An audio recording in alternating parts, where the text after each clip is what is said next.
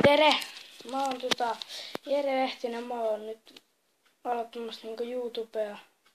Mä oon niin monta vuotta kumminkin kattonut tätä.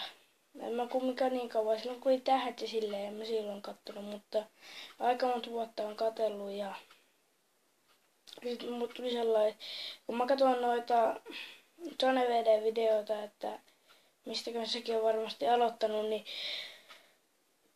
sitten mä hetken pähkälin, miksi niitä aloittaisi. Ja niin, miksen. Ja sit tuli tälleen, että no aloita, kokeile nyt sitten. Ja mulla tuli tällainen intro.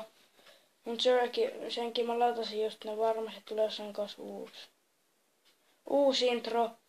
Se niinku kiersi YouTubesta, niinku YouTubeen. Niin ja sitten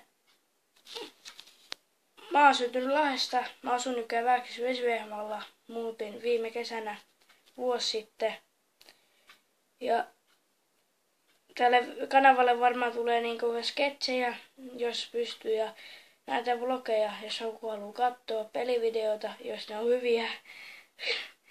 Ja tosiaan mulla on sit konsoleina Nintendo DS, Pleikka 2, Pleikka 3, tietokone varmasti jossain kohtaa meillä oli, mutta ne vähän mennyt aika monta kertaa rikki, mutta kyllä vai jos ei ostaa oman, niin siinä mulla on ollut mahdollisuus mieluummin. Mä ostin tän tabletin vähän.